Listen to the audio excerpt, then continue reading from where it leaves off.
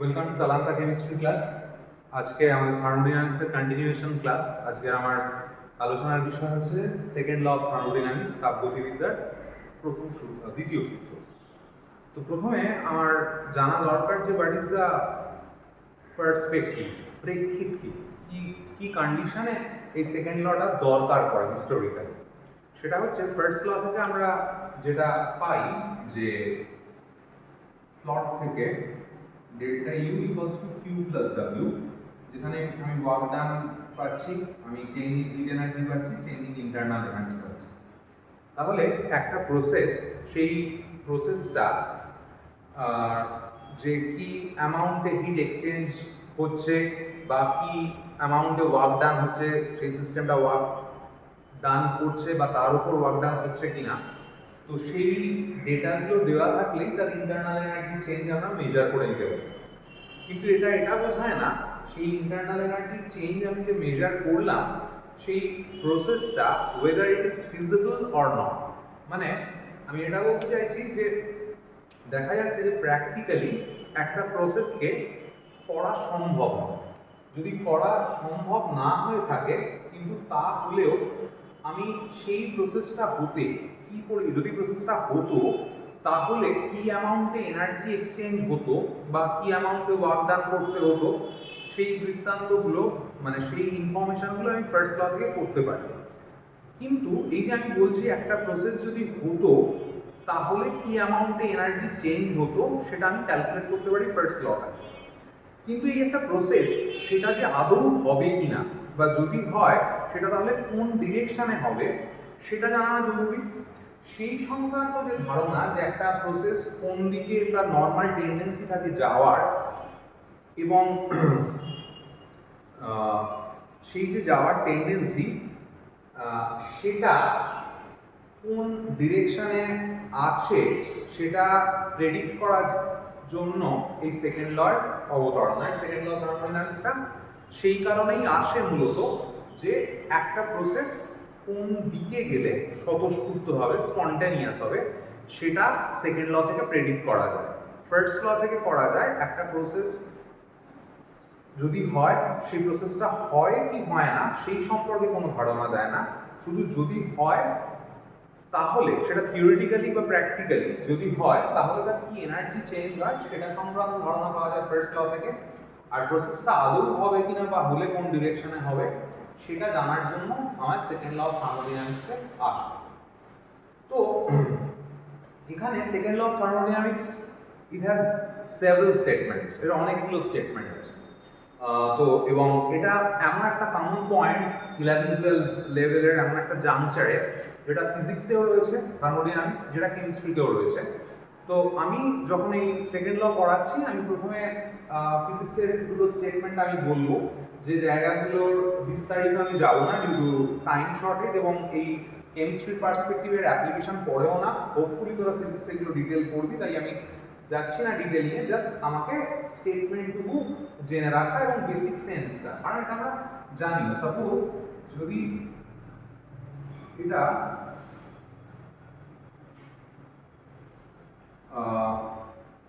T1 temperature হয় এবং এই বডিটা যদি হট বডি হয় আর আরেকটা বডি সেটা T2 টেম্পারেচারে রয়েছে, তো সেই বডিটা হচ্ছে কোল্ড বডি। তো যেটা আমাদের ডেইলি এক্সপিরিয়েন্স আমরা বুঝতে পারি, বলতে পারি, সেটা হচ্ছে যে সবসময় যে হিটের ফ্লোটা হবে সেটা higher temperature to lower temperature আসবে, মানে T1 থেকে T2 তে আসে। তো এইটা ইটস ওন অ্যাকর্ড, মানে এটা স্বেচ্ছায় হবে বা স্বতঃস্ফূর্তভাবে হবে, এটার জন্য আলাদা করে কিছু বাইরে থেকে এক্সটার্নালি ইম্পোজ করা হবে না, কোনো এক্সটার্নাল এনার্জি দিতে হবে। কিন্তু উল্টো জিনিসটা, এটা কিন্তু স্বতঃস্ফূর্তভাবে নিজে থেকে হবে না, মানে একটা কোল্ড বডি থেকে কখনো হট বডিতে হিটের ট্রান্সফার হবে না। যে এখানে হিট ট্রান্সফার হচ্ছে না আর এখানে হিট ট্রান্সফার হচ্ছে hot body to cold body. এবার এই যে hot body to cold body heat transfer হচ্ছে, তো সেটা হচ্ছে তার নিজস্ব টেন্ডেন্সি, তার প্রবণতা, সেই জিনিসটাকেই বলা হচ্ছে তার স্বতঃস্ফূর্ততা। মানে ওটা স্পন্টানিয়াসলি হচ্ছে, তোকে এক্সটার্নাল কোনো এফর্ট দিতে হচ্ছে না। আমি এই জায়গা থেকে একটা খুব সহজ মানে প্রথমে, এবং এখানে একটা স্টেটমেন্ট যেটা, সেটা হচ্ছে সেকেন্ড ল অফ থার্মোডাইনামিক্সের ক্লসিয়াস স্টেটমেন্ট।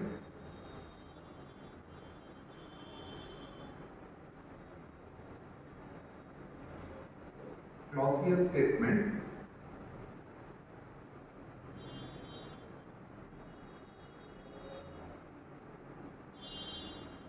সেটা কি? No system is possible whose sole purpose is to transfer of heat from a cold body to hot body। এটাই হচ্ছে সেকেন্ড ল অফ থার্মোডাইনামিক্সের ক্লসিয়াস স্টেটমেন্ট। মানে এমন কোনো প্রসেস সম্ভব নয় যেখানে হিটের ট্রান্সফার একটা কোল্ড বডি থেকে একটা হট বডিতে হচ্ছে, তাহলে তো ইকুইলিব্রিয়াম আসবে না কখন। তার মানে এই প্রসেসটা একটা হট বডি থেকে কোল্ড বডি থেকে হট বডিতে হিটের ট্রান্সফার পসিবল নয়। এবং এই যে পসিবল নয় সেটা যদিও এখানে বলা নেই, কিন্তু সেই পসিবিলিটিটা স্পন্টানিয়াস পসিবল নয়। এটা যে ইম্পসিবল তা কিন্তু বলা হচ্ছে না, মানে স্পন্টানিয়াসই হবে না। মানে আমি চলে আসি একটা এক্সাম্পলে, যেটা আমাদের প্র্যাকটিক্যাল লাইফে thermodynamics it's very much Incorporated in our daily life. আমি in the scorching heat, if we take the example of AC, আমি যদি এয়ার কন্ডিশনের কথা ভাবি, তো what is the basic thing happening in air condition? যেটা হচ্ছে এয়ার কন্ডিশন যেটা করে সেটা হচ্ছে ও ঘরের মধ্যে, ঘরটা তো এমনি ঠান্ডা আছে, এসি চলছে, তো ঘরের মধ্যে থেকে ফার্দার হিট তুলে ও বাইরে অর্থাৎ সারাউন্ডিংসেও রিলিজ করছে। তার মানে এখানে কিন্তু আমি যদি ভালো করে দেখি, এখানে হিটের ট্রান্সফার হচ্ছে। হিটের ট্রান্সফারটা কোথা থেকে কোথায় হচ্ছে না, যেটা কম্পারেটিভলি কোল্ড বডি ছিল ঘর যেখানে এসি চলছে, সেটা আবার ফার্দার হিট তুলে ও বাইরে হিটটা রিলিজ করছে, বাইরে যেটা সারাউন্ডিংস, যেটা মানে নর্মাল টেম্পারেচার প্রেসারে রয়েছে, যেটা ঘরে এসি চলাকালীন যে উষ্ণতা তার থেকে অবভিয়াসলি বেশি।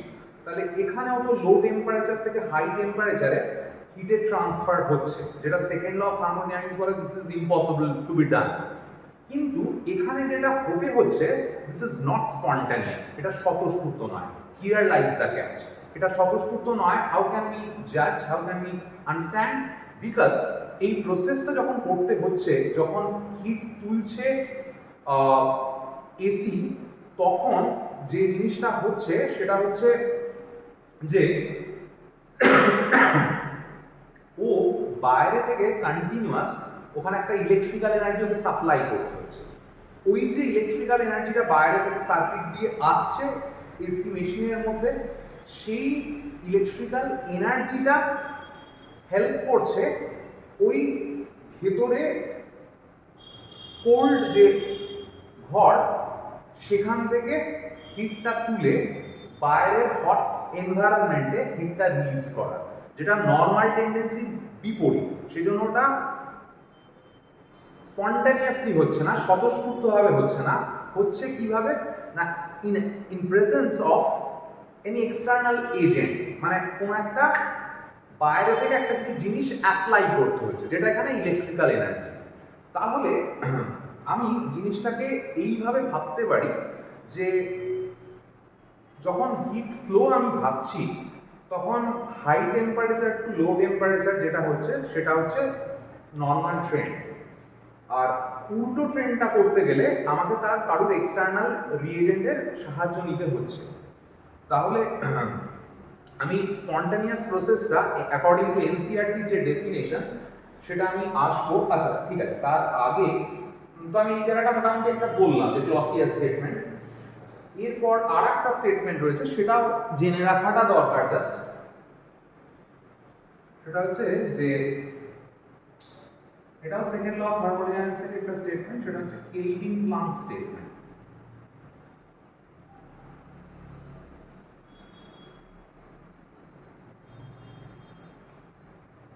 কেলভিন প্লাঙ্ক স্টেটমেন্ট আমি খুব সহজে বলছি, কারণ এগুলো ফিজিক্সে তোরা হোপফুলি ডিটেলে পড়বি বা পড়েছিস সেখানে, এবং এখান থেকে তারপর অনেক ডিটেলিংয়ে আসা যায়। যেটা ফিজিক্সের স্কোপ রয়েছে, কার্নো ইঞ্জিন, তার এফিসিয়েন্সি ক্যালকুলেশন, এন্ট্রপি দিয়ে কিছু জায়গা আসা।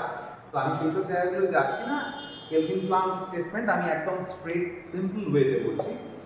এটা যেটা বলে কেলভিন প্লাঙ্ক স্টেটমেন্টটা, সেটা হচ্ছে 100% হিট সেটা কখনো 100% ওয়ার্কে কনভার্টেড হতে পারে। এইটাই হচ্ছে বেসিক স্টেটমেন্টটা। তার মানে এই কথাটাই লিখে রাখবি যে 100% হিট, মানে according to this statement second লটা, 100% heat can not be converted into 100% work. জিনিসটা কিরকম দেখ, আমি মানে খুব ডিটেল বিস্তারিত ফিজিক্স যাচ্ছে না, আমি একটা প্র্যাকটিক্যাল যে এক্সপিরিয়েন্স আমাদের তার সঙ্গে সেকেন্ড লর একটা জায়গায় ট্যাগ করছি, তাতে হয়তো একটু ধোঁয়াশাটা কাটবে। সেটা হচ্ছে যে আমি যদি আমাদের যে কম্বাশন ইঞ্জিনগুলো দেখি, যে আমাদের অটোমোবাইল ইঞ্জিনগুলো রয়েছে, গাড়িতে যে ইঞ্জিনগুলো রয়েছে, তো সেখানে অ্যাকচুয়ালি কী করা হয়, ওয়েল লাইজ দ্য মেকানিজম। আমি বাইরে থেকে ফুয়েল অ্যাড করছি, তো ফুয়েলটা বার্ন করছে, কম্বাশন হচ্ছে, ঠিক আছে। এবার যেই কম্বাশন হলো, ওখানে কম্বাশন হওয়া মানে গ্যাস তৈরি হলো, প্রেশার জেনারেট করবে, সেই প্রেশারে পিস্টনটা মুভ করা শুরু করলো, ওয়ার্ক ডান আসবে। এখন এই যে ওয়ার্ক ডানটা এলো, তার জন্য তোর গাড়ি চলতে শুরু করছে। এখন বক্তব্য হচ্ছে আমি যে অ্যামাউন্টে হিট ওখানে পাচ্ছি, মানে ফুয়েলটা কম্বাস্ট করার পর, দহনের পর যে পরিমাণ হিট তৈরি হয়, সেই পুরো হিটটা কিন্তু ওয়ার্কে কনভার্ট হয় না। সেই পুরো হিটটা যদি ওয়ার্কে কনভার্ট হতো, তাহলে ইঞ্জিনের এফিসিয়েন্সি আসতো 100%। কিন্তু ইন দিস ইয়ার অফ 2022, 2022 সালে দাঁড়িয়েও মানে আমি মোটামুটি যেটুকু আমার স্ট্যাটিস্টিক্স রয়েছে তাতে দেখেছি 32-33%-এর বেশি অটোমোবাইল ইঞ্জিনের এফিসিয়েন্সি ইজ মোস্টলি, মানে even today is very very tough to achieve. তো তার মানে ওই 30-32% হিটটা ওয়ার্কে ট্রান্সফার হচ্ছে, বাকি হিটটা কিন্তু বিভিন্ন জায়গা দিয়ে লস করে যাচ্ছে। এটাই হচ্ছে বিষয়। কিন্তু এখানে আর একটা বিষয় আমাদের মনে রাখতে হবে, রিভার্স ইজ পসিবল। অর্থাৎ মানে এর বিপরীত জিনিসটা হতে পারে। মানে কি জিনিসটা? 100% ওয়ার্ক সেটা কিন্তু 100% হিটে কনভার্টেড হতে পারে, এটা হতে পারে। এবার এর ডিটেল ফিজিক্সে যাওয়ার স্কোপ নেই তোদের সিলেবাসে, সেই জন্য একদম ইন আ নাটশেল যেটুকু জাস্ট জেনে রাখা, সেটা মাথায় রাখতে হবে যে ওয়ার্কটা কি না হায়ার গ্রেড এনার্জি, আর যেটা হিট সেটা হচ্ছে লোয়ার গ্রেড এনার্জি। বেসিক থার্মোডাইনামিক্সের কনসেপ্টটা হচ্ছে হায়ার গ্রেড এনার্জিটা লোয়ার গ্রেড এনার্জিতে এন্টায়ারলি কনভার্টেড হতে পারে, কিন্তু কোনো লোয়ার গ্রেড এনার্জিকে কোনো হায়ার গ্রেড এনার্জিতে এন্টায়ারলি কনভার্ট করা যায় না। তো this statement is very important here. কিন্তু কেন সেটা হয় সেটা আবার ডিটেল হার্ডকোর, আরও ডিটেল থার্মোডাইনামিক্যাল ফিজিক্স ঢুকতে হবে, যেটা আমাদের একদমই ফিজিক্স অনার্সের জায়গায় চলে আসছে, বিয়ন্ড স্কোপ। তাই আমি যাচ্ছি না, শুধু এইটুকু ইনফরমেশন মনে রাখলেই যথেষ্ট যে হায়ার গ্রেড এনার্জিটা লোয়ার গ্রেড এনার্জিতে এন্টায়ারলি কনভার্টেড হতে পারে, বাট উল্টোটা হয় না, এবং ওয়ার্কটা হায়ার গ্রেড এনার্জি হিসেবে কনসিডার্ড হয়, whereas heat is considered as lower grade energy. বেশ, তো এই গেল দুটো স্টেটমেন্ট, একটা কেলভিন প্লাঙ্ক আর একটা ক্লসিয়াস। আমি একটু আগে স্পন্টানিটি নিয়ে অল্প কথা বললাম, তো সেটা আসার আগে যেটা বেসিক্যালি তোদের কেমিস্ট্রিতে থার্মোডাইনামিক্সের সেকেন্ড ল হিসেবে মোস্টলি মানে যেটাকে এনলাইট করা হয়, যেটাকে ফোকাস করা হয়, সেটা হচ্ছে মানে this second law on the basis of entropy. তো সেই স্টেটমেন্টটা একটু লিখে নেওয়া যাক। সেটা হচ্ছে এরকম যে এই যে ক্লাসটা, এই ক্লাসটা শুরুতে আমার বলা হয়নি, যদিও ক্লাস করতে করতে তোরা ফিল করবি, এটা মোরালেস আমি একদমই বোর্ড ওয়ার্কের মতো পড়া, আলাদা করে যে খুব বিস্তারিত প্রচুর লিখিয়ে পড়ছি তা না। আমার সবকটা ক্লাসই আগের যা যা ভিডিও, এখন যে ভিডিও করছি, আগামী দিনেও যা ভিডিও করব, যখন ক্লাসগুলো করবি একদম ক্লাস যেরকম ভাবে করিস, একটা কোচিং ক্লাস যেভাবে অ্যাটেন্ড করিস খাতা পেন নিয়ে ফলো করে, সেটা সেইভাবে করবি, তাতে পুরো পড়াটা তৈরি হয়ে যাবে আর একটা ছবি তৈরি হবে, যে ছবিটা আমি আঁকার চেষ্টা করি, এবং তাতে মানে এবং সেই ছবি আঁকার যেটা মূল লক্ষ্য থাকে তাদের মধ্যে যেন একটা কন্টিনিউয়াম ফিল্ডটা থাকে, যে একটার পর একটা কেন আসছে।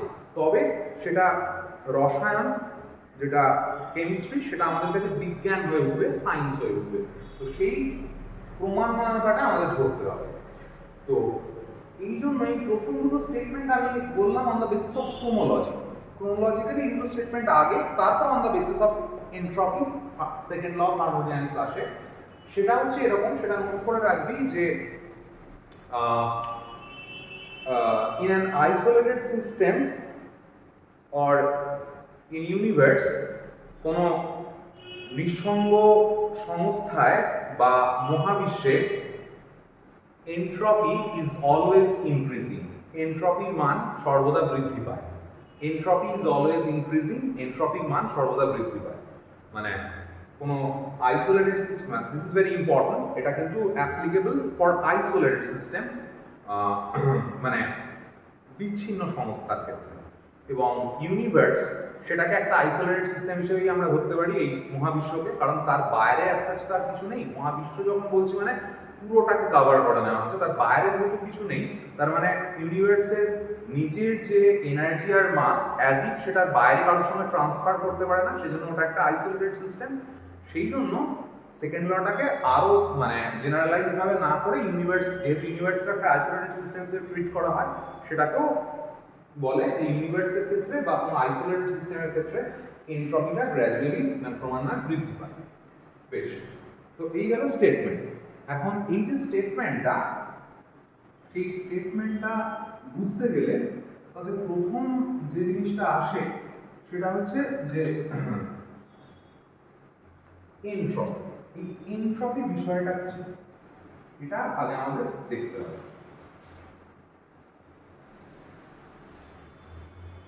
যেটাকে ক্যাপিটাল এস দিয়ে ডেসিগনেট করে। তো এটাকে আমি এইভাবে ভাবতে পারি, আমি যদি ডেফিনেশন ফর্মে লিখি, তাহলে entropy is the measurement of randomness of a system, or entropy is the degree of randomness of a system. Entropy কোনো সিস্টেমের বিশৃঙ্খলতার পরিমাপ। ডেফিনেশনটা হচ্ছে এটা, যে এনট্রপি কি না, এনট্রপি কোনো সিস্টেমের বিশৃঙ্খলতার পরিমাপ। ইংলিশে তার ডেফিনেশন হচ্ছে entropy is the randomness, is the measurement of randomness of a system. তো এখন এই যে এনট্রপি, তার ধারণাটা কিভাবে আসছে সেটা করতে গেলে তার সঙ্গে স্পন্টানিটিটাকেও আমরা অ্যাড করি। হ্যাঁ, এনট্রপি অ্যান্ড স্পন্টানিটি।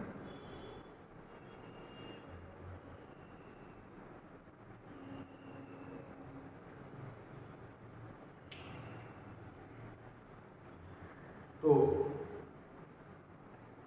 আমরা বিভিন্ন ন্যাচারাল প্রসেস যদি দেখি, তাহলে আমরা দেখব যে আমরা প্রথমে একটা কথা বলছিলাম যে একটা রিয়াকশন কোন দিকে হয় বা হয় না সেটা বোঝা যায় হচ্ছে এই সেকেন্ড ল। অর্থাৎ মানে কোন দিকে গেলে রিয়াকশনটা স্পন্টানিয়াস হবে আর কোন দিকে গেলে রিয়াকশনটা স্পন্টানিয়াস হবে না, নন স্পন্টানিয়াস হবে, সেটা সেকেন্ড ল থেকে বোঝা যায় এবং সেটা এনট্রপি দিয়ে ট্যাগ করা যায়। তো এই এনট্রপি আর স্পন্টানিটি নিয়ে মানে অনেক রকমভাবে জিনিসটাকে আমরা দেখতে পাই বা দেখতে পারি। আর এক রকম আমি জিনিসটা ভাবতে পারি এটা, যে একটা মানে প্রসেস সেদিকে গেলেই স্পন্টেনিয়াস হয়, যেদিকে গেলে তার এন্ট্রপি বাড়ে। তো সেটা একটা স্টেটমেন্ট আমরা বললাম আগে যে সেকেন্ড ল অফ থার্মোডাইনামিক্সের। এখন এখানে আমি মানে একটা জিনিস আমাদের মনে আসতেই পারে যে what drives a process towards spontaneity.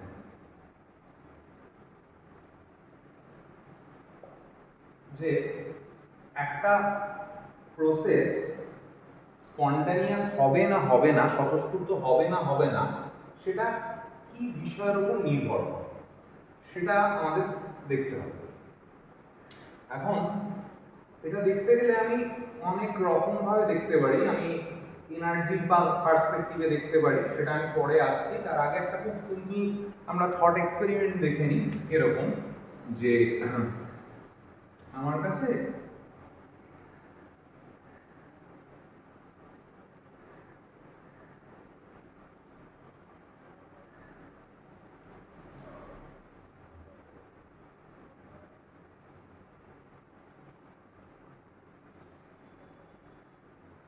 এরকম দুটো রাউন্ড ফ্লাস্ককে আমি আটকে রেখেছি, মাঝখানে স্টপ কক দিয়ে দুদিকে দুটো ডিফারেন্ট গ্যাস রয়েছে। এবার স্টপ ককটাকে যদি আমি খুলে দিই তাহলে আপনারা সার্টেন এক্সটেন্ট অফ টাইম কি দেখব যে এন্টার পুরো জায়গাতেই দুটো গ্যাসই মিক্সড আপ হয়ে গেছে। বা আমি যদি তো এই অবস্থা, আমি আগে এই এক্সপেরিমেন্টের কথাই ভাবি যে দুটো গ্যাস আলাদা আলাদা ছিল, স্টপ ককটা খুলে দেওয়া হলো, দুটো গ্যাস এরকম র্যান্ডাম মিক্স করে গেল, তাহলে সিস্টেমটা মোর র্যান্ডাম হয়ে যাচ্ছে। তো এখানে আমাদের কিন্তু কোনো হিটের এক্সচেঞ্জ হচ্ছে না, নাইদার হিট অ্যাবজর্ব হচ্ছে নট রিলিজড হচ্ছে, তাহলে ডেল্টা এইচটা কিন্তু এক্ষেত্রে জিরো হচ্ছে। In spite of that the mixing of gas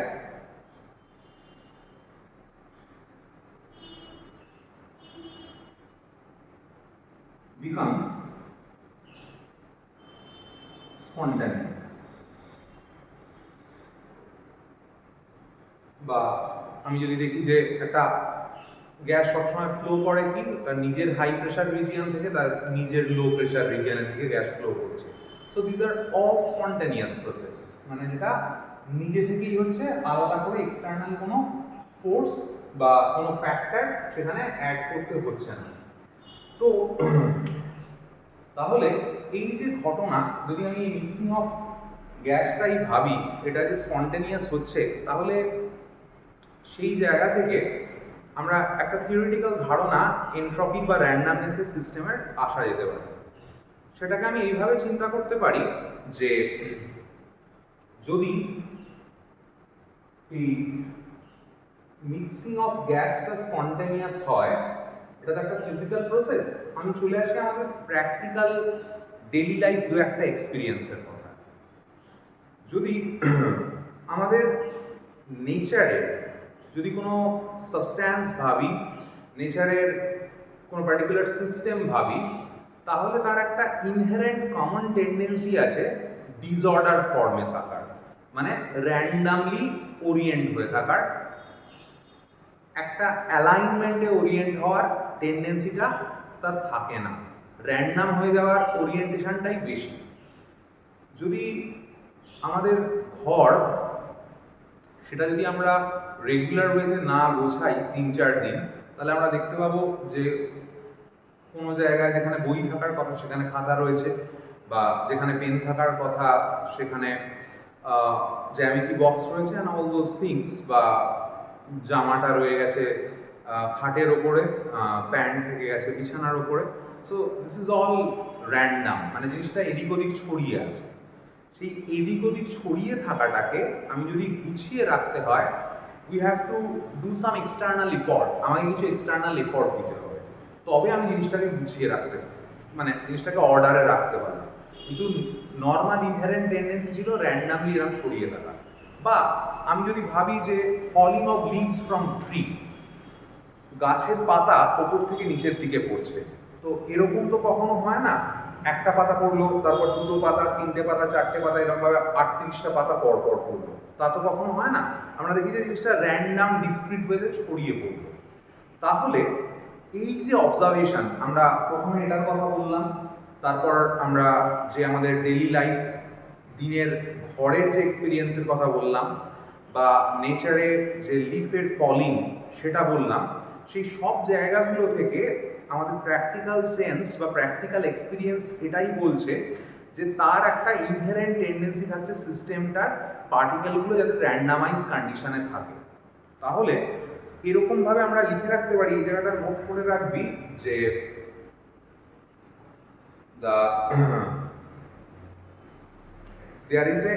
there is an inherent tendency of the particles of a system to be randomized. There is an inherent tendency of the particles of any system to be randomized. যে কোনো সিস্টেমের কণাগুলি বিশৃঙ্খল অবস্থায় থাকার একটি স্বাভাবিক প্রবণতা থাকে।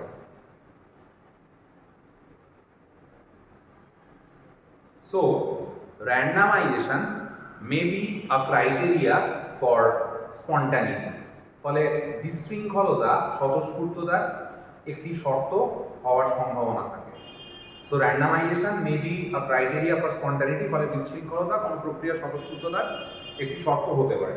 Not sure যে হবে, but there is a chance, মানে আমাদের এক্সপিরিয়েন্স সেটা বলবে। এবং আর একটা বিষয় আমাদের মাথায় রাখতে হবে যে এই এনট্রপির ক্ষেত্রে যে হায়ার দ্য র্যান্ডামনেস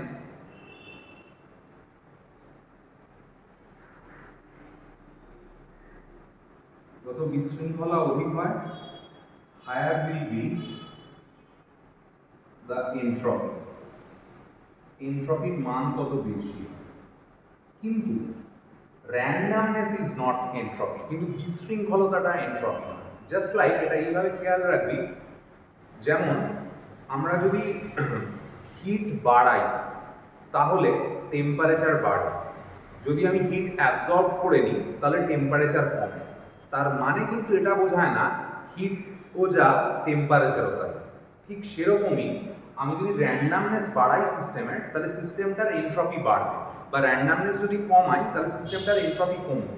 কিন্তু তার মানে এটা কখনো বোঝাচ্ছে না যে তোর র্যান্ডামনেস মানেই এনট্রপি, সিস্টেমের র্যান্ডামনেস মানেই যে এনট্রপি তা কিন্তু বোঝাচ্ছে না। এবার এই যে এনট্রপি, এটা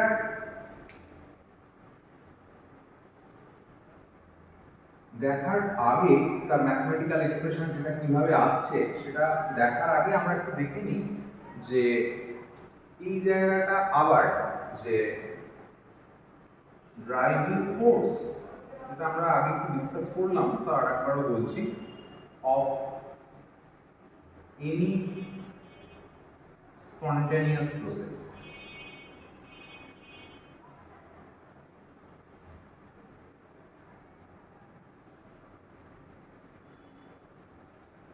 বেশ, তো আমাদের মোটামুটি ক্লাস 11-12 লেভেলে আমাদের যদি এনট্রপি সম্পর্কে সেরকম ধারণা না থাকে, তার আগে অবধি আমাদের এনার্জি সিস্টেম স্টেবিলিটি নিয়ে যে বেসিক মাইন্ডসেট, সেই বেসিক মাইন্ডসেট নিয়ে আমরা এই জায়গাটা মুভ করব। তো আমরা আমাদের বেসিক মাইন্ডসেট এটা, আমাদের যেটুকু যা পড়েছি আগে তা থেকে আমরা দেখেছি যে একটা প্রসেস সেই দিকেই যাওয়ার প্রবণতা তার সবচেয়ে বেশি হয় যেদিকে গেলে তার এনার্জিটা মিনিমাম হয়। কারণ এনার্জি মিনিমাম হলে সিস্টেমটা স্টেবিলিটিটা ম্যাক্সিমাম হয়। তাহলে একটা বিষয় বোঝা যাচ্ছে যে lowering of energy is a criteria of randomness, sorry, of spontaneity. তাহলে কোন সিস্টেমের এনার্জি কমলে যেদিকে গেলে এনার্জিটা কমে সেদিকে গেলে প্রসেসটা স্পন্টানিয়াস হয়, এটা ওয়ান অফ দ্য ক্রাইটেরিয়া। কিন্তু এটা কি সোল ক্রাইটেরিয়া, এটা কি একমাত্র ক্রাইটেরিয়া, সেটা বুঝতে গেলে আমাকে কিছু ডেটার হেল্প নিতে হবে। তো ডেটার হেল্প নিতে হবে ইন দ্য সেন্স, তার মানে লোয়ারিং অফ এনার্জি তখন অবভিয়াসলি আমি যদি সেটাকে হিট এনার্জি ভাবি, তার মানে ডেল্টা এইচটা সেটা একটু নেগেটিভ হওয়াটা জরুরি। তাহলে ডেল্টা এইচ নেগেটিভ হলে আমি যদি শুধুমাত্র এনার্জির পার্সপেক্টিভে দেখি তাহলে একটা রিয়াকশন তখনই স্পন্টানিয়াস হবে যখন ডেল্টা এইচটা নেগেটিভ। এবার আমি কিছু রিয়েল রিয়াকশনের থার্মোডাইনামিক্যাল ডেটা নিয়ে জিনিসটা কম্পেয়ার করে নিচ্ছি। এটা হচ্ছে যে আমরা প্রথমে খুব কম কিছু রিয়াকশন নেবো, যে রিয়াকশনগুলো তোরা মোটামুটি পড়েছিস আগে, যেমন এই রিয়াকশন যে N2 small g plus 3H2 reverse process করে 2NH3 small g, বেশ এর ডেল্টা H নট, নট বলতে STP বোঝা, standard state of temperature and pressure, সেটা হচ্ছে -92.38 কিলোজুল মোল ইনভার্স। ঠিক আছে, তাহলে দেখ ডেল্টা এইচটা নেগেটিভ হচ্ছে, এক্সোথার্মিক রিয়াকশন, তার মানে সিস্টেম থেকে হিট রিলিজ করেছে, সিস্টেমের এনার্জি কমছে, রিয়াকশনটা স্পন্টানিয়াস হওয়ার, তো এটা হচ্ছে। ঠিক আছে, নেক্সট আমরা এই রিয়াকশনটা দেখি, CH4 small g plus 2O2 small g করে CO2 small g plus 2H2O small g।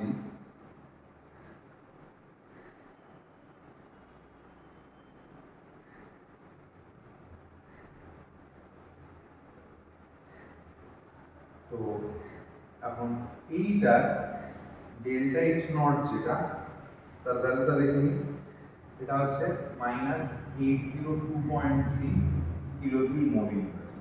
তাহলে দেখা যাচ্ছে এখানেও ডেল্টা এইচ এর ভ্যালুটা নেগেটিভ হচ্ছে, এক্সোথার্মিক রিয়াকশন, হিট এনার্জি বের হচ্ছে, সিস্টেমের এনার্জি কমছে, স্পন্টানিয়াস হওয়ার কথা এনার্জি পার্সপেক্টিভে, তাই হচ্ছে, এটা ঠিক আছে।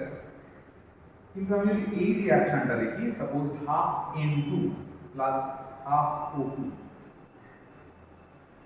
করে সেটা তৈরি করছে NO2 স্মল g, এর ডেল্টা এইচ নট এর ভ্যালুটা হচ্ছে প্লাস 33.8 কিলোজুল মোল ইনভার্স। তাহলে দেখা যাচ্ছে যে এই রিয়াকশনটা কিন্তু এন্ডোথার্মিক হচ্ছে, মানে এখানে কিন্তু হিট অ্যাবজর্ব হচ্ছে, তা সত্ত্বেও মানে হিট যদি অ্যাবজর্ব হয় তাহলে সিস্টেমের এনার্জি এনহ্যান্স হচ্ছে, ইনক্রিজ করছে। তার মানে যদি আমি এনার্জির পার্সপেক্টিভে দেখি তাহলে রিয়াকশনটা হওয়ার কথা ছিল না, কিন্তু নাইট্রোজেন অক্সিজেন অপটিমাম কন্ডিশনে অবশ্যই রিয়াকশন করে নাইট্রোজেন ডাইঅক্সাইড তৈরি করে, তাহলে এই রিয়াকশনটাও হয়। তাহলে এই ডেটাটা থেকে আমি বুঝতে পারছি যে delta H can not be the sole criteria, একটা ক্রাইটেরিয়া বটে কিন্তু একমাত্র ক্রাইটেরিয়া। তাহলে criteria of spontaneity of any process বলে আমরা লিখে রাখবো যে কি কি, তার মানে একটা জিনিসের স্পন্টানিটিকে কি কি ক্রাইটেরিয়া ডিটারমাইন করে। Criteria of spontaneity of any process সেটার দুটো ভাগ করব, যেখানে একটা হচ্ছে এনার্জিটাকে মিনিমাম হতে হবে, এটা একটা ক্রাইটেরিয়া। আর একটা ক্রাইটেরিয়া সেকেন্ড ল থেকে এলো, এনট্রপিটাকে ম্যাক্সিমাম হতে হবে। ঠিক আছে, এবার যখন কোনো একটা প্রসেসে এনার্জি মিনিমাম হচ্ছে, এনট্রপি ম্যাক্সিমাম হচ্ছে, তখন অবভিয়াসলি প্রসেসটা স্পন্টানিয়াস হবে। যখন এনার্জি ম্যাক্সিমাম আর এনট্রপি মিনিমাম মানে জিনিসটা উল্টে যাচ্ছে, তখন প্রসেসটা কখনোই হবে না। আর যখন একটা ফরে থাকবে একটা অপোজিটে থাকবে, মানে এনার্জিটা হয়তো কমছে কিন্তু এনট্রপিটাও কমছে, তাহলে কোন ফর্মটা ডমিনেট করছে, এনার্জিটা না এনট্রপিটা, তার উপর ডিপেন্ড করে জিনিসটা ডিটারমাইন্ড হবে যে সেটা কোন দিকে যাবে, মানে স্পন্টানিয়াস হবে না হবে না। মানে যদি এনার্জি মিনিমাম এনট্রপি ম্যাক্সিমাম হয় তাহলে সবসময় স্পন্টানিয়াস, যদি এনার্জি ম্যাক্সিমাম এনট্রপি মিনিমাম হয় তাহলে সবসময় নন স্পন্টানিয়াস। যদি এনার্জিটা মিনিমাম হলো, এনট্রপিটা মানে চেঞ্জ হচ্ছে কিন্তু সেরকম অ্যামাউন্টে নয়, তাহলে তখন দুটোর মধ্যে কম্পেয়ার করতে হবে যে কোন চেঞ্জটা ডমিনেটিং চেঞ্জ, বা এনট্রপিক চেঞ্জ হচ্ছে কিন্তু এনার্জি চেঞ্জটা সেরকম হচ্ছে না। তাহলে এইরকম কন্ডিশনে তোদের দুটো কন্ডিশনকে কম্পেয়ার করে যেটা ডমিনেটিং তার রেসপেক্টে জিনিসটা আসবে। এবার এই যে একটা রিয়াকশন তাকে কে ড্রাইভ করছে, একটা প্রসেস তাকে কে ড্রাইভ করছে, সেটা এই দুটো কন্ডিশনের উপর নির্ভর করে আমরা বললাম। আমরা চলে আসি আমাদের রান্নাঘরের একটা জায়গায়, একটা এক্সপেরিমেন্টে, যেটা আমরা খুব কমনলি আগেকার দিনের যে রান্নাঘর তাদের আরো বোধহয় বেশি দেখা যেত আমার মনে হয়। যাই হোক, বিষয়টা এরকম যে আমার কাছে দুটো ফ্ল্যাট এরকম কড়াই রয়েছে। এই যে দুটো ফ্ল্যাট কড়াই রয়েছে তাতে আমি খুব সামান্য পরিমাণে জল রাখলাম দুটোতে, এটাতেও অল্প পরিমাণ জল রাখলাম এবং এখানেও সেই একই পরিমাণ জল এটাতেও রাখলাম করে এই যে কড়াইটা রয়েছে এর উপরটা এই যে ভেসেলটাকে এরকম ঢাকা দিলাম, আর এই যে কড়াইটা এর উপরটা এরকম ফাঁকা রইল। তো এই অবস্থায় আমি 10 থেকে 12 ঘন্টা পর এরকম ভাবে একটা মানে রান্নাঘরের মধ্যে দুটো কড়াই রেখে আমি চলে গেলাম। এবং এখানে বারবারই বলছি জলটা কিন্তু অল্প পরিমাণেই থাকবে, একদম সেই কানায় কানায় করতে এরকম না। তো করে যাওয়ার পর 10-12 ঘন্টা পর আমি এসে ব্যাক করলাম। আমার কোয়েশ্চেনটা হচ্ছে what will be hour observation, এই অবস্থায় আমরা কি দেখব? মানে এখানের যে জলটা সেই জলটা কি পুরোটা ইভাপোরেট করে গেছে নাকি কিছুটা আছে, এখানে কি জলটা পুরোটা ইভাপোরেট করেছে না কিছুটা আছে, মানে কি অবজারভেশনটা কি হবে? না, অবজারভেশনটা এটা হবে, আমরা দেখব এখানে পুরো জলটাই ইভাপোরেট করে গেছে, এখানে কিন্তু কোনো জল আর পড়ে নেই, যেটা যে কড়াইয়ের ওপরটা ফাঁকা ছিল। আর যে ওপরটা ঢাকা দেওয়া ছিল সেখানে জলের পরিমাণটা কমেছে কিন্তু একদম ফাঁকা হয়ে যায়, অল্প অ্যামাউন্টে জল থেকে গেছে আর এখানে কিছুই জল নেই। তো এই ঘটনাটা আমি এনার্জি ফিজিক্স এবং এনট্রপির পার্সপেক্টিভে এক্সপ্লেন করব, যাতে তোদের কাছে এনার্জি ফিজিক্স এবং এনট্রপি প্রাত্যহিক জীবনের অ্যাপ্লিকেশনের মাধ্যমে পৌঁছায়। তাতে আমার মনে হয় যে ধারণা সেটা অনেক বেশি ডিপ রুটেড, ডিপ ইমপ্রেগনেটেড হয়। বিষয়টা এরকম, ফার্স্ট আমাকে বুঝতে হবে যে জিনিসটা যখন ইভাপোরেট করছে মানে লিকুইড থেকে ভেপার ফেজে যাচ্ছে, তখন তাহলে কি হবে?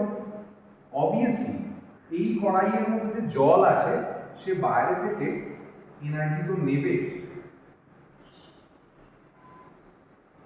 এনার্জি নেবে, বলেন কিউ অ্যামাউন্ট অফ এনার্জি নেবে। এনার্জি যদি নেয় তবেই জিনিসটাও ভেপারাইজড হতে পারবে, ঠিক আছে?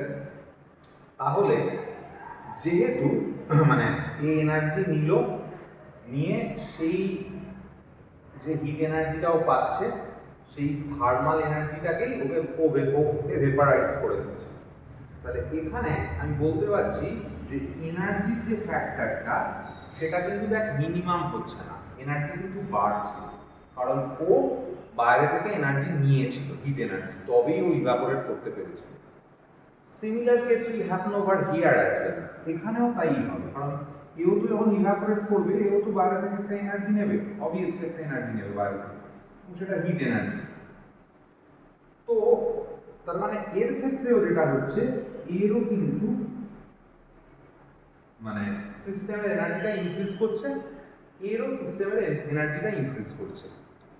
এবার দেখা যাচ্ছে যে যখন এনার্জি ইনক্রিজ করে এও ভেপার হয়ে গেল, এনার্জি ইনক্রিজ করে এও ভেপার হলো। এখন এই যে ভেপারটা তৈরি করছে এখানে, আর এখানে যে ভেপার তৈরি হলো, একটা বিষয় ভেবে দেখ, যেহেতু এই কড়াইটা ওপেন, মানে ওপেন ভেসেল শর্ট, তার মানে এই যে ভেপারটা তৈরি হচ্ছে ওর কিন্তু কোনো ফিক্সড বাউন্ডারি নেই। তুই দেখ, বেসিক্যালি থিওরিটিক্যালি ও ইনফাইনাইট অবধি মুভ করতে পারে, তার মানে ও র্যান্ডামাইজড হওয়ার জায়গাটা কিন্তু অনেক অনেক বেশি।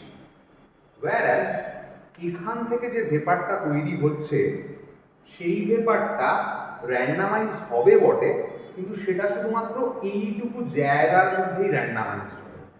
তার মানে এখানে যে এসটা, এনট্রপিটা, সেটা অনেকটা বাড়ছে, ওয়্যারাজ এখানে যে এনট্রপি সেটা সামান্য বাড়ছে। হলো? তাহলে দেখ, এই এনার্জিটা দুটো ক্ষেত্রেই বাড়ছে, এই ফ্যাক্টরটা দুটোরই এগেনস্টে যাচ্ছে। এনট্রপি বাড়া ফ্যাক্টরটা দুটোরই ফেভারে যাচ্ছে, কিন্তু এর ক্ষেত্রে যেটা ওপেন ভেসেল, খোলা কড়াই, সেখানে এনট্রপি বাড়বে অনেক বেশি, কারণ ওর জায়গাটা পুরোটা খোলা রয়েছে। যেহেতু এনট্রপি ফ্যাক্টরটা অনেক বেশি বাড়ছে, তার মানে এই ফ্যাক্টরটা এখানে অনেক বেশি ডমিনেটিং, তাহলে এর জন্য মানে প্রসেসটা হচ্ছিল কি, ইভাপোরেট কতটা করছিল, তার মানে এখানে যে ইভাপোরেশনটা হচ্ছে সেই ইভাপোরেশনটা মাচ মোর ফেভারেবল হবে on the basis of entropy factor than this one. সেই জন্য এখানে পুরো জলটাই ভেপারাইজ করে বাষ্পীভূত হয়ে যাবে, এখানে অল্প পরিমাণ ভেপারাইজ করে বাষ্পীভূত হবে। এবং তোরা ইকুইলিব্রিয়াম চ্যাপ্টার পড়লে সেইটা আইডিয়াও নিশ্চয়ই আছে যে এখানে বেসিক্যালি ভেপার লিকুইড ফেজটা ইকুইলিব্রিয়াম রিচ করে দেবে। ঠিক আছে, তার মানে আনসারটা কি হবে, এখানে কিছুই জল পড়ে থাকবে না, এখানে অল্প পরিমাণ জল থাকবে, কিছুটা ভেপারাইজ করবে। তো এই ব্যাপারটা পুরোটাই এনার্জি ও এনট্রপি ফ্যাক্টরের পার্সপেক্টিভে আমরা আসতে পারি। তাহলে এই যে এত কথা আমরা বললাম যে কোথায় কি হচ্ছে না হচ্ছে, এনট্রপি বাড়ছে কমছে, কখন কি বৃত্তান্ত, তাহলে এই এনট্রপি তার যে ম্যাথমেটিক্যাল ফর্ম, সেই ম্যাথমেটিক্যাল ফর্মের জায়গাটাও আমরা একটু দেখে নেবো যে সেটা কিভাবে আসছে, মানে কার কার উপর ডিপেন্ড করে। তো সেটা আমরা লিখে রাখবো যে entropy depends on which factors, এরকম লিখলে যে এনট্রপি কোন কোন বিষয়ের উপর নির্ভর করে।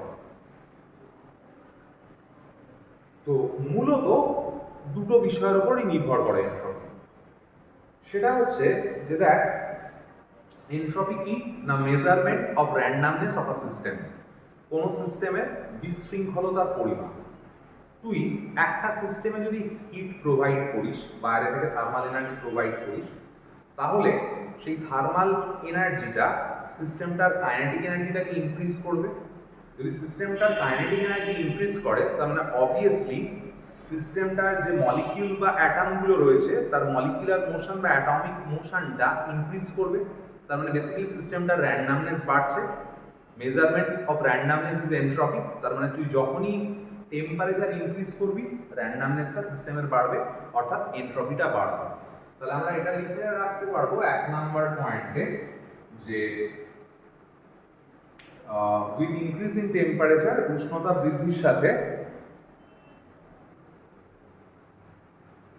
the kinetic energy of any system increases, কোন সিস্টেমের গতিশক্তির পরিমাণ বৃদ্ধি পায়। The kinetic energy of any system increases, কোন সিস্টেমের গতিশক্তির পরিমাণ বৃদ্ধি পায়। As a result, the molecules or atoms of the system become more random. As a result, the molecules or atoms of the system become more random. এর ফলে সিস্টেমের অণু বা পরমাণুগুলি অধিক বিশৃঙ্খল হয়, এর ফলে সিস্টেমের অণু বা পরমাণুগুলি অধিক বিশৃঙ্খল হয়,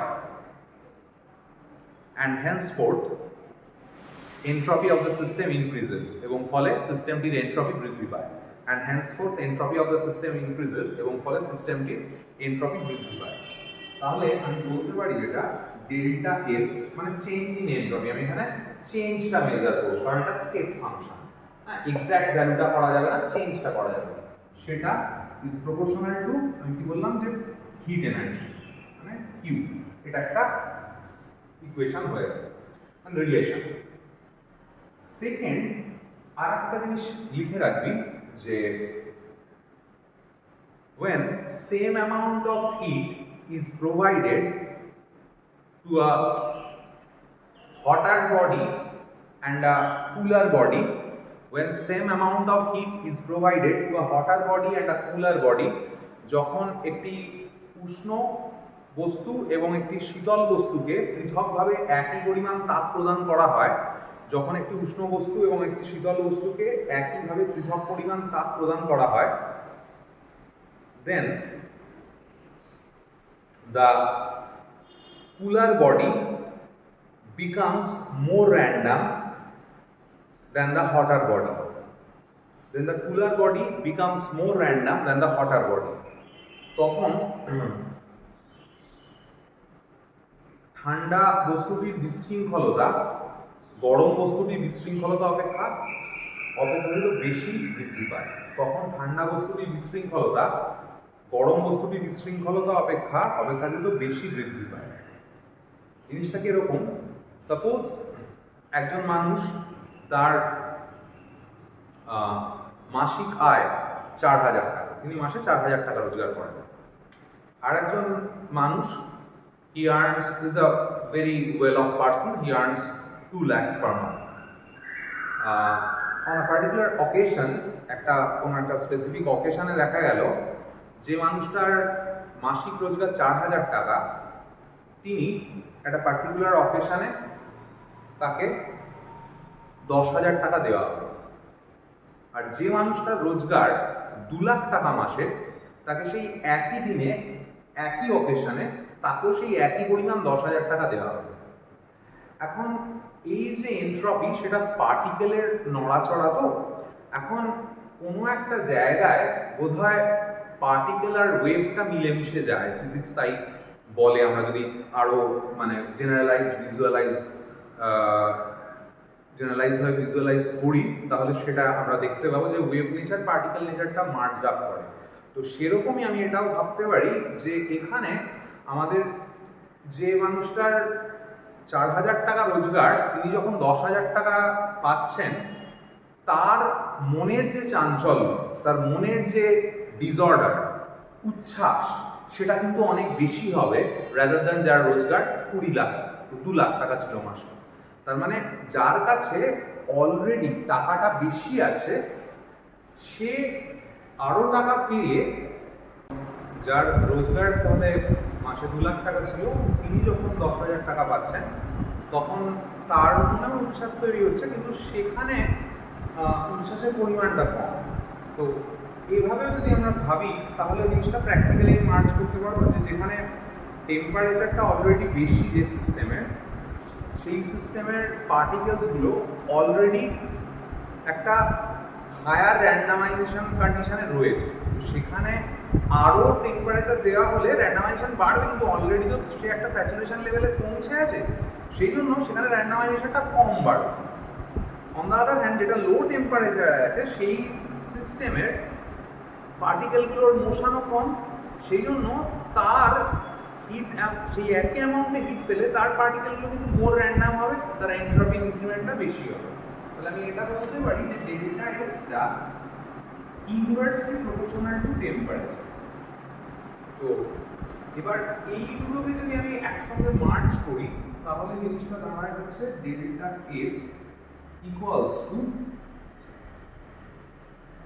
কিউ রিভার্সেবল বাই টি।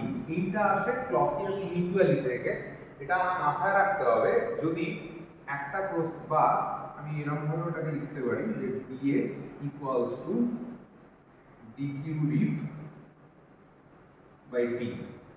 তো সেটাকেই ইন্টিগ্রেট করছি যখন আমি, তখন আমি এই ফর্মটা পাচ্ছি। তো আমাকে যদি বলা হয় যে একটা 1 নাম্বার পজিশন থেকে 2 নাম্বার স্টেটে এসছে একটা প্রসেস, সেটা ইরিভার্সিবলি করা হচ্ছে বলা হচ্ছে, ইরিভার্সিবলি করা হচ্ছে করে সেই প্রসেসে এনট্রপি বার করতে দিল। তখন যেভাবে করতে হয় সেটা হচ্ছে এই স্টেট দুটোকে ফিক্সড রেখে করতে হয় যে প্রসেসটা যদি রিভার্সিবলি হতো, তাহলে সেই রিভার্সিবল প্রসেসটা যদি হলো তাহলে তার কিউ রিভার্সিবল কত হতো সেটাকে টেম্পারেচার দিয়ে ভাগ করলে তার চেঞ্জ ইন এনট্রপিটা পাওয়া যায়। তাহলে এইটা অলওয়েজ মনে রাখতে হবে যে delta S equals to Q by T, যে কিউটা সেটা রিভার্সিবলের জন্য, ইরিভার্সিবলের জন্য কিন্তু নয়। এবং এটা আসে ক্লসিয়াস ইনইকুয়ালিটি থেকে, যেটা বিয়ন্ড স্কোপ, তোদের 11-12 এ যাওয়ার স্কোপ নেই, তাই এটা আপাতত মনে রাখবে।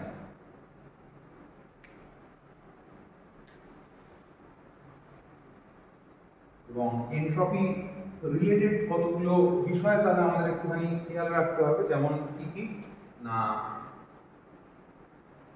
এনট্রপিটা স্টেট ফাংশন, স্টেট ফাংশন হয় তাহলে change in entropy equals to কি হবে, S final minus S initial. Entropy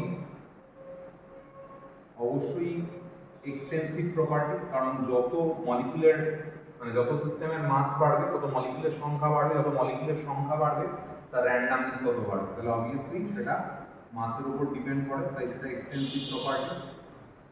আর এর ইউনিটটা কি হয় না, কিউ বাই টি, তো বেসিক্যালি তার মানে হচ্ছে জুল কেলভিন ইনভার্স বা ক্যালোরি কেলভিন ইনভার্স ইউনিট হয়।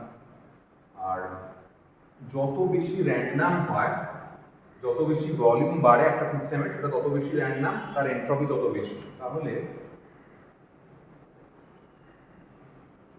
এইরকম একটা সিস্টেম যদি ভাবি, তারপর একটা সিস্টেম ভাবলাম এরম, তারপর আর একটা সিস্টেম ভাবলাম এরকম, তো এখানে ভলিউমটা ম্যাক্সিমাম এবং এর র্যান্ডামনেসটাও তার মানে ম্যাক্সিমাম হবে, এর বেশি সবচেয়ে বেশি স্পেস পাচ্ছে মুভ করার জন্য। তাহলে এইটা মানে এর ভলিউম তিনটে, একটা কম্পাউন্ডের তিনটে ফেজ ভাবছি, এটা গ্যাসিয়াস ফেজ, এটা লিকুইড ফেজ, এটা সলিড ফেজ। তার মানে যত গ্যাসের দিকে একটা জিনিস মুভ করে তত তার ভলিউমটা বাড়ছে, তত সিস্টেমের র্যান্ডামনেসটা বাড়ছে। তার মানে গ্যাস ফেজের এনট্রপি সেটা সবসময় লিকুইড ফেজের এনট্রপি থেকে বেশি হয়, সেটা আবার সলিড ফেজের এনট্রপি থেকে বেশি হয়। বেশ,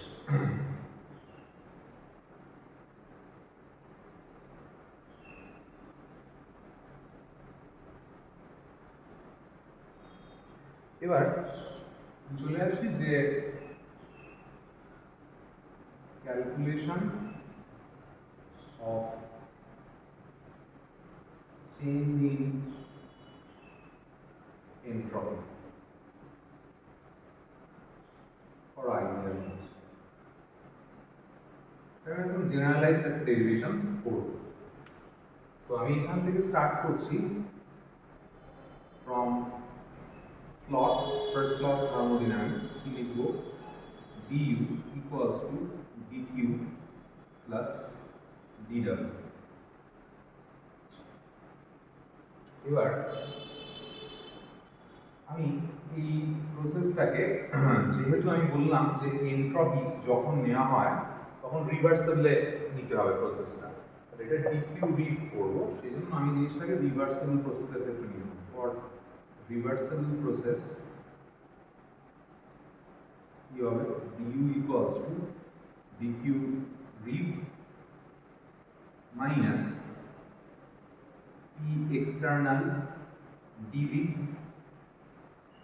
এবার রিভার্সেবল প্রসেসের ক্ষেত্রে সিস্টেম আর সারাউন্ডিংস অলমোস্ট অলওয়েজ ইকুইলিব্রিয়ামে থাকে। যেহেতু সিস্টেম আর সারাউন্ডিংস অলমোস্ট অলওয়েজ ইকুইলিব্রিয়ামে থাকে, তাহলে ফর রিভার্সেবল প্রসেস, এটা আগেও আমাদের বলা আছে যে P external that is almost equals to গ্যাসের ইন্টারনাল প্রেশারের সঙ্গে ইকুয়ালাইজ হলো। তাহলে আমি এটা করব du equals to dq rev minus p dash dv, তাহলে du equals to dq rev ideal gas বলে p এর জায়গায় আমি nRT বাই v পুট করলাম dv হলো। এবার dq rev আমি এটা একটু রিঅ্যারেঞ্জ করে নিচ্ছি, তাহলে কি দাঁড়াচ্ছে du plus nRT dv v। এবার আমি বোথ সাইড t দিয়ে ডিভাইড করব, dq rev by t equals to কি আসছে du by t plus nRT dv by v into t, t cancel out হলো। dq rev বাই t সেটা মানেই তো ডেল্টা এর মানে ds, সরি মানে হচ্ছে ds ইকুয়ালস টু du এর জায়গায় আমরা আগে এই ফর্মুলাটা পেয়েছি ncv dt লিখতে পারি by t plus nr dv by v। জিনিসটাকে আমি ইন্টিগ্রেট করছি, এটাকে ইন্টিগ্রেট করলাম t1 টু t2 আর এটাকে ইন্টিগ্রেট করলাম v1 টু v2। তাহলে এরপর আমি চলে আসছি এখানে, তাহলে কি দাঁড়াচ্ছে ডেল্টা এস ইকুয়ালস টু ওটা ncv ন্যাচারাল লগ মানে ln t2 by t1 plus nr ln v2 by v1। এটাই হচ্ছে general expression change in entropy. এবার প্রেসার ভলিউম, প্রেসারের সঙ্গে ভলিউমের রিলেশন সেটা তো ইনভার্স হয় আইডিয়াল গ্যাসের ক্ষেত্রে, মানে এটাকে p1 p2 করে নেওয়া যায়, সেগুলো যেরকম অ্যাডজাস্ট করা বা এইখানটাতেও অনেক সময় অ্যাডজাস্টমেন্ট আছে। এই যে cv, সেই cvর জায়গায় লেখা যায় cp minus cv equals to r, তাহলে cv equals to cp minus r সেটা বসিয়েও আবার রিলেশন অ্যাডজাস্ট করে আছে, কিন্তু বেসিক রিলেশনটা হচ্ছে এইটা।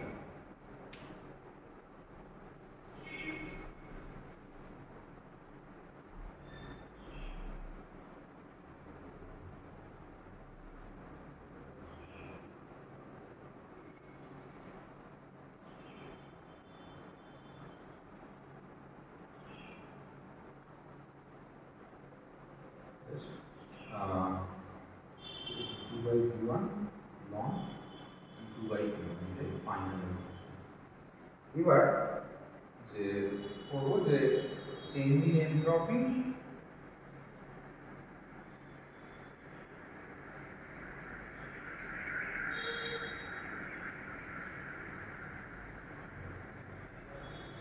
in different processes হলো। এর আন্ডারে আমি প্রথমে করব যে ফর আইসোথার্মাল প্রসেস, আইসোথার্মাল প্রসেসে কি হয় T1 equals to T2, R isothermal তো দুই রকম হয়, একটা হয় রিভার্সেবল, একটা হয় ইনরিভার্সেবল। রিভার্সেবল যখন আইসোথার্মাল হচ্ছে তখন ডেল্টা এস সিস্টেম সেই ভ্যালুটা কত হবে দেখ T1 ইকুয়ালস টু T2 হয়ে যাচ্ছে, তো তার মানে এই পার্টটা জিরো হয়ে বেরিয়ে যাবে, মানে লন এই পার্টটা তোমার জিরো হয়ে বেরিয়ে গেল, তাহলে ডেল্টা এস এর ভ্যালুটা কত, মানে এটা যেহেতু লন 1 চলে আসছে তাহলে এই ভ্যালুটা আসছে nr ln v2 by v1। Delta S system reversible process. Reversible প্রসেসের কনসেপ্ট হচ্ছে সিস্টেম আর সারাউন্ডিংস অলমোস্ট অলওয়েজ ইকুইলিব্রিয়াম থাকে। তাহলে সিস্টেমে যদি এতটা মানে এই যে nr ln v2 by v1 এইটা সিস্টেমের চেঞ্জ ইন এনট্রপি, তো সিস্টেম সারাউন্ডিংস অলমোস্ট অলওয়েজ ইকুইলিব্রিয়ামে থাকে, তাহলে সিস্টেম যে পরিমাণ সিস্টেমের এনট্রপি বাড়ছে যেহেতু ওটা সারাউন্ডিংসের সঙ্গে অলমোস্ট অলওয়েজ ইকুইলিব্রিয়ামে আছে, তাহলে রিভার্সেবল প্রসেসের ক্ষেত্রে, এটা শুধুমাত্র রিভার্সেবলের ক্ষেত্রে অ্যাপ্লিকেবল, মাথায় রাখতে হবে সিস্টেমে এন্ট্রপি যা বাড়ে সারাউন্ডিংসের এন্ট্রপি সেই একই অ্যামাউন্টে কম।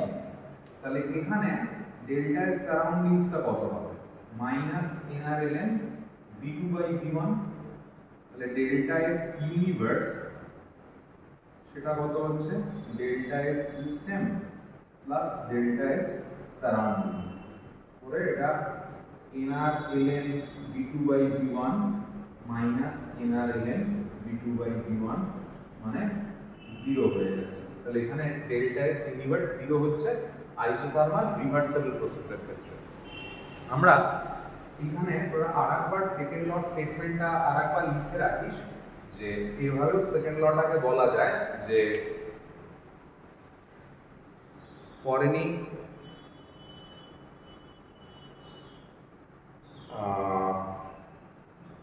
spontaneous process in an isolated system, for any spontaneous process in an isolated system, কোনো বিচ্ছিন্ন সংস্থায় কোনো স্বতঃস্ফূর্ত প্রক্রিয়ার ক্ষেত্রে, কোনো বিচ্ছিন্ন সংস্থায় কোনো স্বতঃস্ফূর্ত প্রক্রিয়ার ক্ষেত্রে the entropy of the universe always increases, মহাবিশ্বের এন্ট্রপির মান সর্বদা বৃদ্ধিপ্রাপ্ত হয়।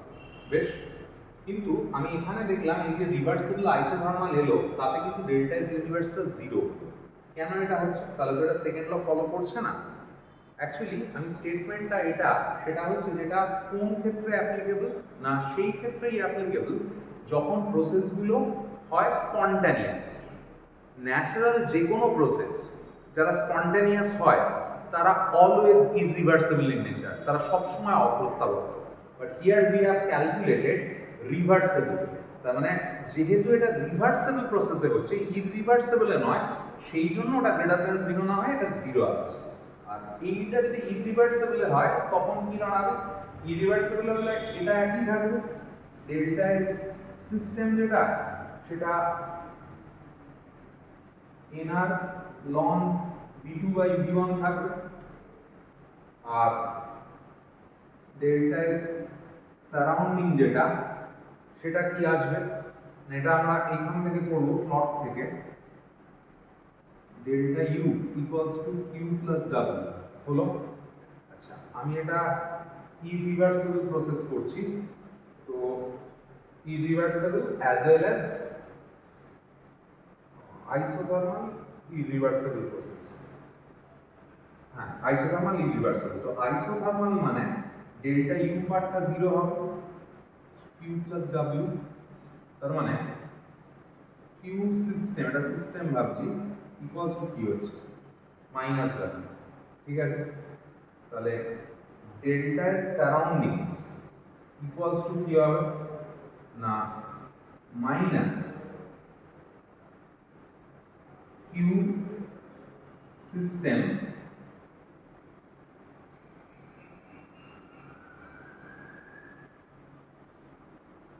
বাই ডি, কারণ এই অ্যামাউন্টে হিটই তো সিস্টেমে এই অ্যামাউন্টে হিট অ্যাবজর্ব হচ্ছে, এই হিটটা সারাউন্ডিংসে রিলিজ হচ্ছে।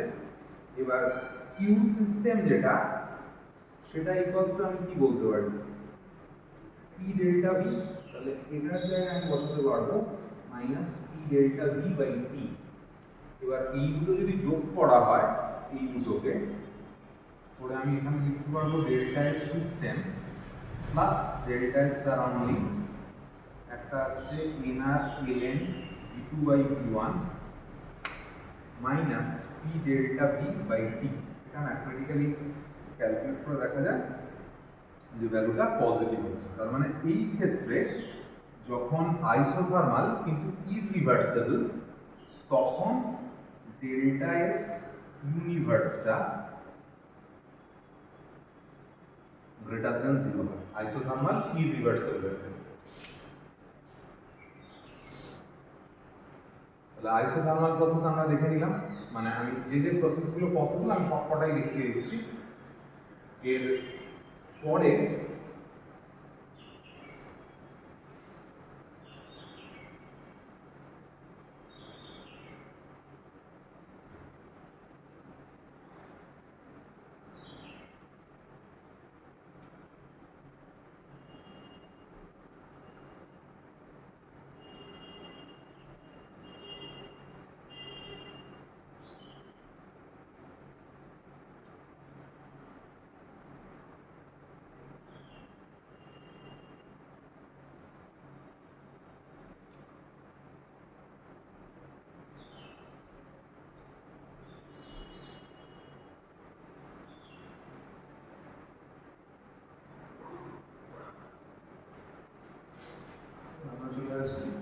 অ্যাডিয়াবেটিক প্রসেস, এখানে এনট্রপিক চেঞ্জ কিরকম হবে সেটাও দু রকম হয়, একটা রিভার্সেবল হয়। তো অ্যাডিয়াবেটিকে মানে কি, adiabatic delta S equals to Q V by T, Q পার্টটা তো জিরো, তাহলে অবভিয়াসলি এখানে ডেল্টা এস সিস্টেমটা মানে জিরো হবে। সিস্টেম আর সারাউন্ডিংস অলমোস্ট অলমোস্ট ইকুইলিব্রিয়াম, তাহলে এটাও জিরো হবে। তাহলে ডেল্টা এস ইউনিভার্স সেটা delta S sys plus delta S zero চলে এলো। এবার অ্যাডিয়াবেটিক প্রসেস সেটা যদি আমি ইরিভার্সিবল করি তাহলে কি হবে, সেক্ষেত্রে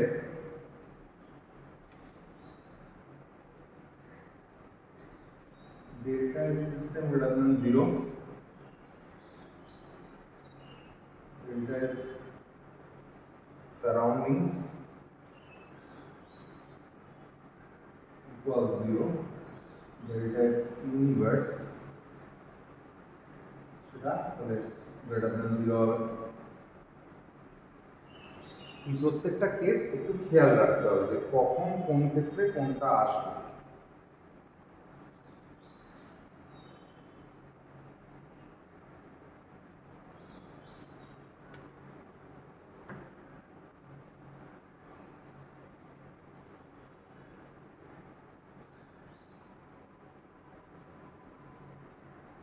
আইসোপোরিক প্রসেস চলে আসে। আইসোপোরিক মানে যেখানে প্রেশারটা কনস্ট্যান্ট, বেশ প্রেশার যদি কনস্ট্যান্ট থাকে তাহলে জিনিসটাকে delta S equals to nCp ln T two by T one, এই ফর্মুলাটা হবে, সরি এটা আইসোবারিক, আইসোবারিক যখন প্রেশারটা কনস্ট্যান্ট, আর আইসোপোরিক যখন তখন ভলিউমটা কনস্ট্যান্ট, তখন রিলেশনটা হয় delta S equals to n সিবি লন টি2 বাই টি1।